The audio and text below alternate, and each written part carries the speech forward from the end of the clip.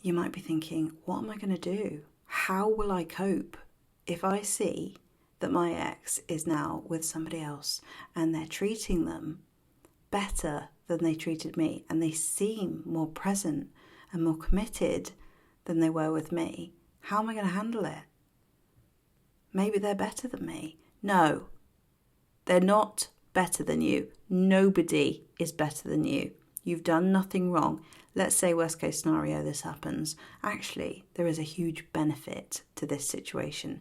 It would force you into an ego death. It would force you to find your sense of self-worth within yourself. Okay? Because on some level, if you're worrying about this question and you're going over it and over it, it's because part of you has attached your sense of self-worth to this person. And so you're up at night, you're worrying, you can't sleep because you're in survival right now. Your sense of identity and value is attached to what this person does next. It's horrible living like that. It's terrible. So another way out of this, honestly, is to sit with the discomfort of the possibility that this might happen. Oh no, what would that be like? And I'm telling you this, not to make you go more into a spiral, but actually to face the fear, to overcome it. Because on the other side of this fear, I promise you, is nothing. Literally nothing.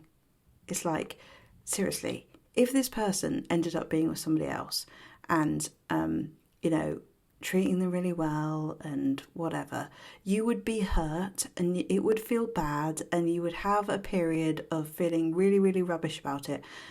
Would you honestly, for the rest of your life, be crying about it and be wallowing in the self-pity of that? No, you wouldn't.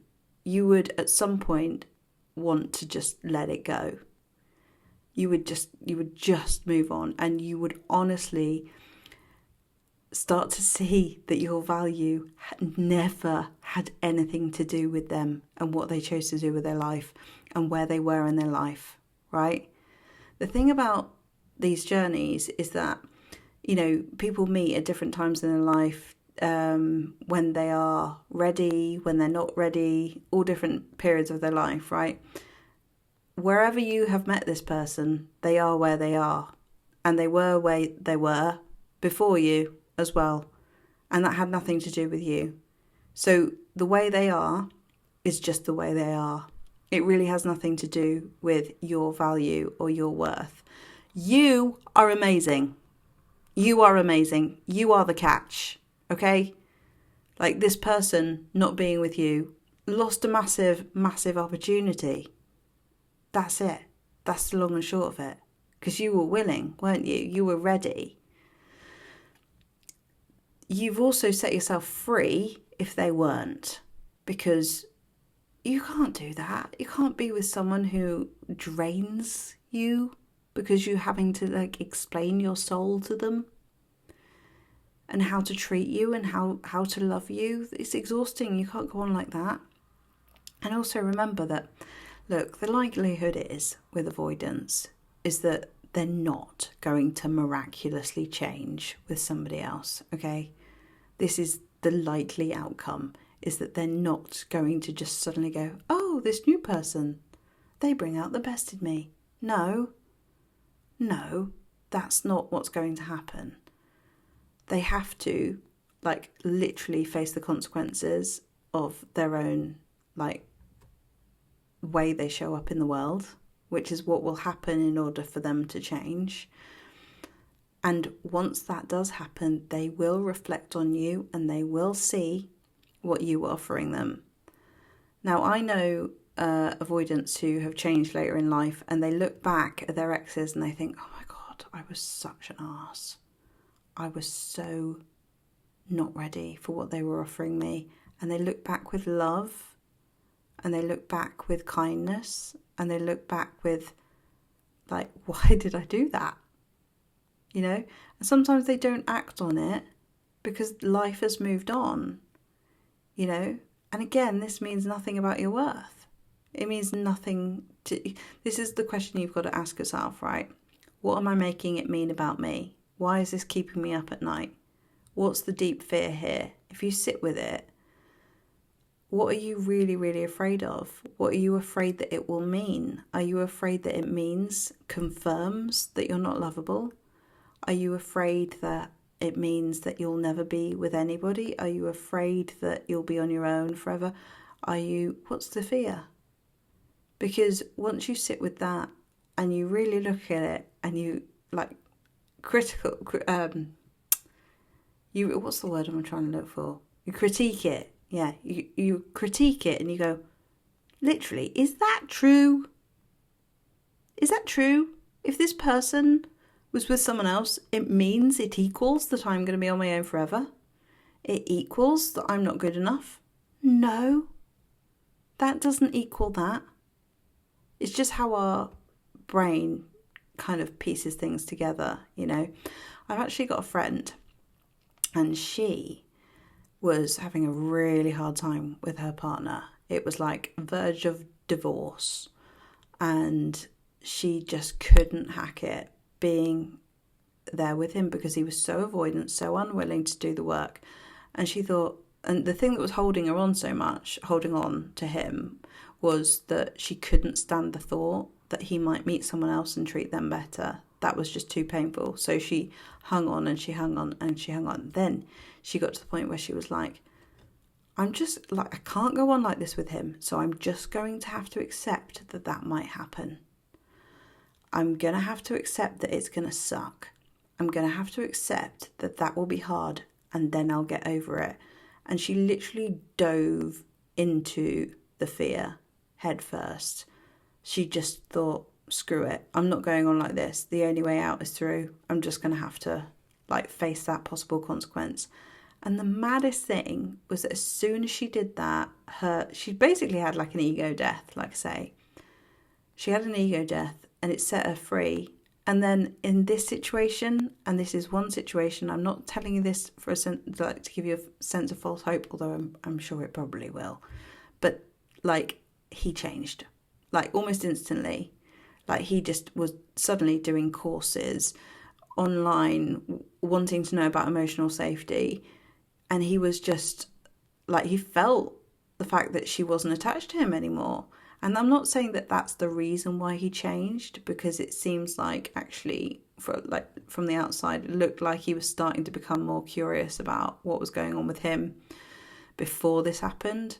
But she really thought, I have to let go.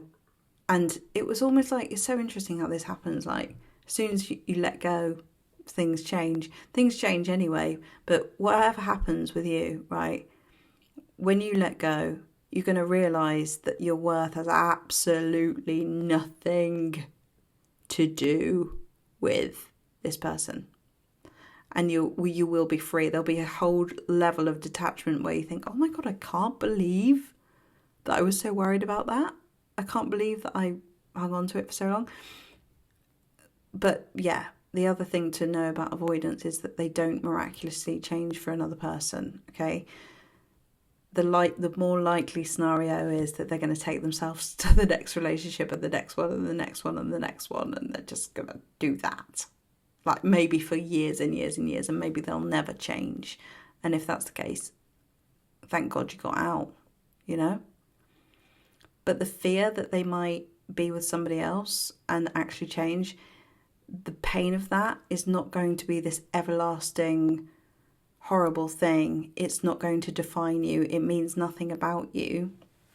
And honestly, if that was to happen, you probably already would have moved on by then, because it would take so long, you know. And if you're looking, remember as well, if you're looking at social media, if you've already seen this, social media is not real.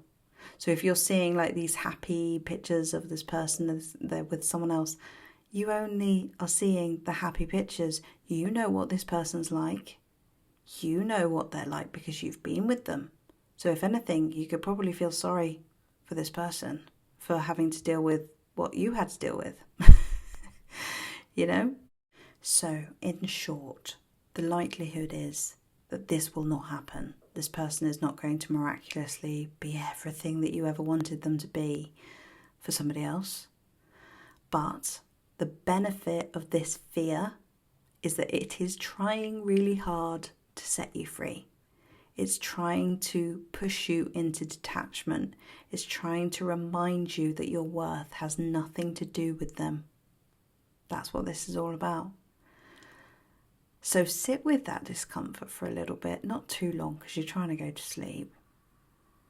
But maybe you can just breathe into the fact that if I lean into this a bit, if I just lean into it, I'm going to realise there's nothing on the other side of this fear. Really, you're just going to find yourself, which is the most amazing gift. So thank you to this fear for bringing you closer to you, which is what this is all about. So just breathe. You're on the right track. You're exactly where you're meant to be. Everything is unfolding. I know this fear very well. I've had this fear myself. And honestly, I've lived through all of the possible eventualities of this too.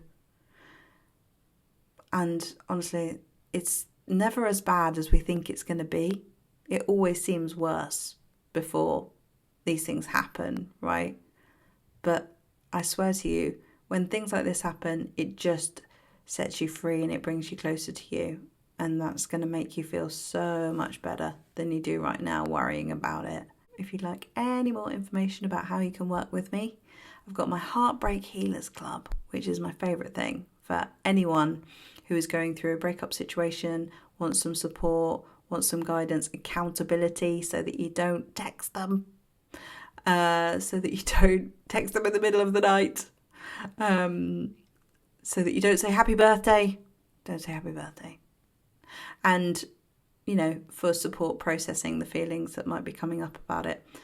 If you want more personalised support, I've obviously got my one-to-ones as well. So if you want any more information about what I do, you can find out on my website, and I'll see you in the next video. Bye.